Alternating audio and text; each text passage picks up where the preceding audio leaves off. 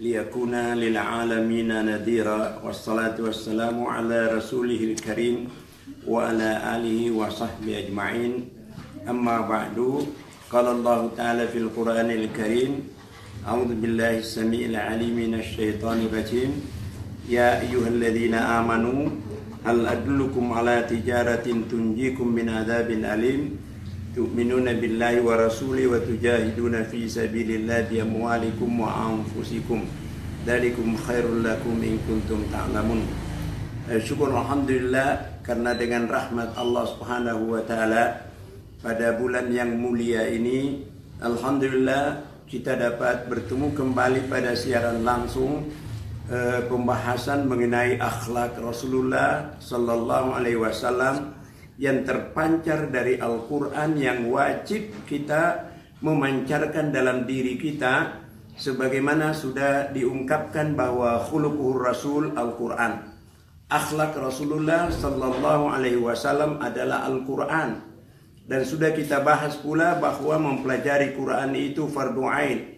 Wajib hukumnya mempelajari Al-Quran. Kebalikannya, mafhum mukhalafahnya, haram hukumnya tidak mempelajari Al-Quran. Dan nanti dikubur kita akan diminta pertanggungjawaban jawab oleh Allah, wa ma imamuka, apa imam kamu? Tidak akan mungkin menjawab Al-Quranu imami selama kita tidak mengarahkan perhatian kita kepada Al-Quran.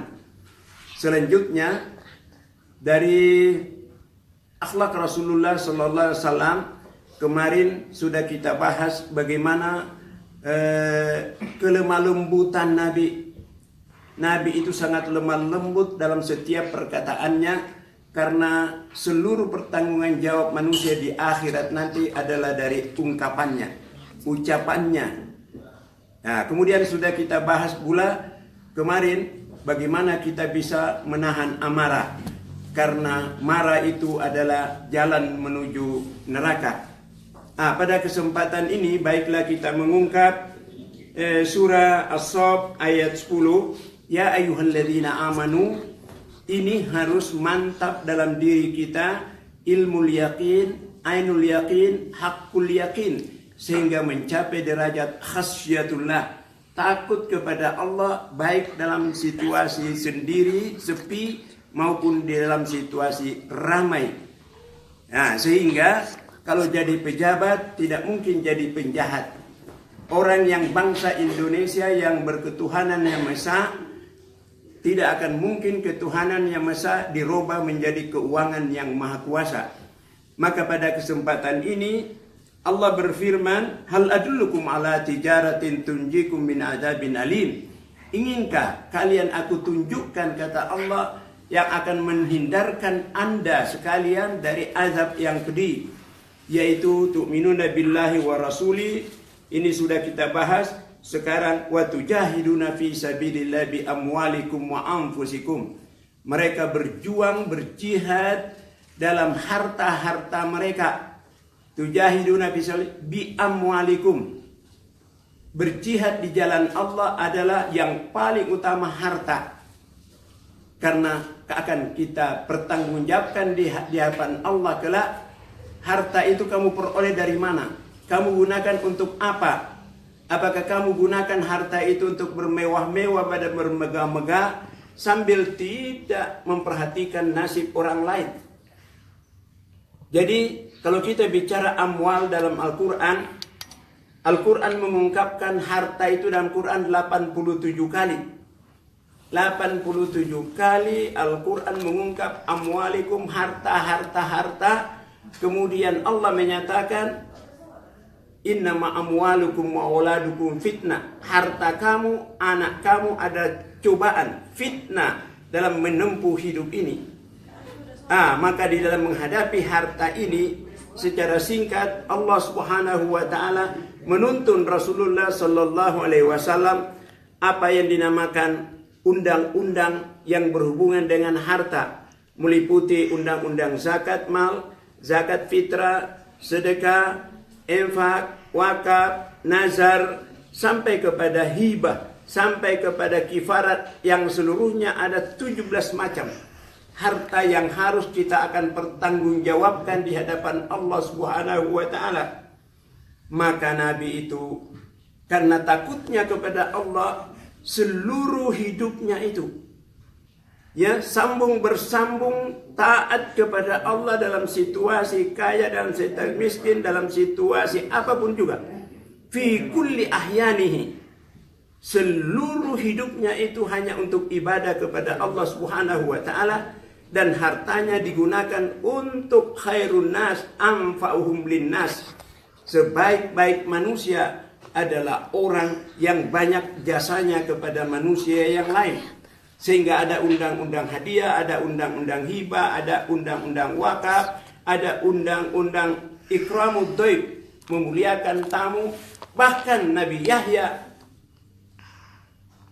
kalau makan saja, ada binatang buas yang melihat Nabi Yahya tidak berani makan sebelum binatang itu diberi makan lebih dahulu. Apalagi Nabi Ibrahim alaihissalam, apalagi Rasulullah sallallahu alaihi wasallam dalam seluruh hidupnya ibadah, hartanya digunakan untuk membela rakyat, membangun bangsa dan negara. Oleh karena itu maka marilah pada kesempatan yang singkat ini Rasulullah sangat zuhud. Zuhud itu adalah puncak daripada kenikmatan. Sampai Nabi menyatakan laisal gina ginal mal, innamal gina ginan nafas. Kaya itu bukan harta yang banyak, bukan. Tapi kaya itu adalah qanaah. Merasa cukup dengan apa yang ada dalam dirinya. Karena kalau ini tomak, rakus, loba. Di Bandung ini ada pejabat yang rumahnya saja 16, masih merasa kurang. Sedih kita kalau lihat ibu yang mau melahirkan saja tidak diterima. Mau berobat karena BPJS ditolak. Sedih. Khairun nas anfa'uhum linnas, sebaik-baik manusia yang banyak manfaatnya kepada orang lain. Oleh karena itu maka seluruh harta yang kita miliki, ada infak, sedekah, zakat, wakaf, nazar dan sebagainya, itu adalah tabungan akhirat kita. Karena hidup di dunia ini hanya sementara. Hidup di dunia ini hanya sementara. Harta akan kita tinggalkan, rumah, mobil, sawah, ladang, semuanya akan ditinggal. Hanya kain kapan saja. Itulah sebabnya maka ketika saya membangun pesantren Babus Salam, yang pertama dibangun itu bukan masjid, yang pertama dibangun, dipersiapkan itu bukan madrasah, tapi yang pertama disiapkan itu adalah kuburan. Nabi Ibrahim sebelum dakwah di Hebron, yang pertama disiapkan adalah membeli Ghari Machpelah. Dan dia siapkan ini kuburanku, kuburan istriku, kuburan anak-anakku. Di Ghari Machpelah, yaitu di Hebron atau Madinatul Khalil. Oleh karena itu maka marilah teman-teman dan jamaah rahimakumullah, dalam kehidupan di dunia ini, mari kita qanaah, merasa cukup dengan apa yang ada, sehingga tidak ada loba, rakus, tamak, sehingga halal haram hantam saja. Halal haram hantam saja, yang penting kaya, yang penting hidup bermegah-megah dan bermewah-mewah di tengah rakyat yang banyak menderita. Sudah kita ungkapkan pula bahwa betapapun juga revolusi mental yang dikembangkan oleh Jokowi JK itu akan gagal total kalau sekiranya bangsa ini kosong dari ma'rifatullah. Karena kalau kosong dari ma'rifatullah, takut kepada Allah Subhanahu wa taala, maka ketuhanan yang Maha Esa akan berubah menjadi keuangan yang Maha Kuasa, dan ini sumber daripada kehancuran suatu bangsa. Maka marilah pada kesempatan yang singkat ini, terutama bagi generasi yang akan datang, hendaknya memahami bahwa kehancuran bangsa-bangsa dahulu itu, sebagaimana Allah mengucapkan, wa idza aradna an nuhlika qaryatan amarna mutrafiha, kalau kami ingin menghancurkan suatu bangsa, maka akan muncul penjahat jadi pejabat, pejabat jadi penjahat. Kalau sudah muncul penjahat jadi pejabat, pejabat jadi penjahat, tunggu saja kehancuran bangsa ini. Maka generasi muda saat sekarang ini harus tampil ke depan dengan qanaah. Guru saya, Ki Bagus Hadikusumo, pernah berwasiat kepada anaknya Jarnawi Hadikusumo, hei anakku, kalau memilih pemimpin, sebelum memilih, melihat pertama rumah tangganya. Apakah rumah tangganya sakinah mawaddah warahmah? Kalau rumah tangganya sakinah mawaddah warahmah, Nabi boleh jadi pemimpin. Kalau rumah tangganya tidak sakinah mawaddah warahmah, bagaimana memimpin bangsa, memimpin umat? Kalau rumah tangga saja tidak bisa diurus, apalagi mau memimpin bangsa. Oleh karena itu maka hendaknya kita tampil ke depan hidup sederhana. Nabi itu sangat sederhana. Rasulullah sangat memperhatikan nasib orang miskin. Sebagai pemimpin, kemarin sudah kita ungkapkan bagaimana Rasulullah SAW terhadap rakyat dan umatnya. Maka tujahiduna fi sabilillah bi amwalikum, harta disiapkan untuk membantu dan membina masyarakat. Sehingga di Bagus Salam sendiri kemarin sudah saya sampaikan, dakwah ke Dakahartos Karaos, dakwah umat Islam sekarang ini umumnya Kahartos tapi ke Karaos. Sekolah-sekolah yang miskin diusir, tidak boleh sekolah di sekolahnya, hanya orang kaya saja. Rumah sakit demikian juga. Ini bertentangan dengan keadilan sosial bagi bangsa Indonesia.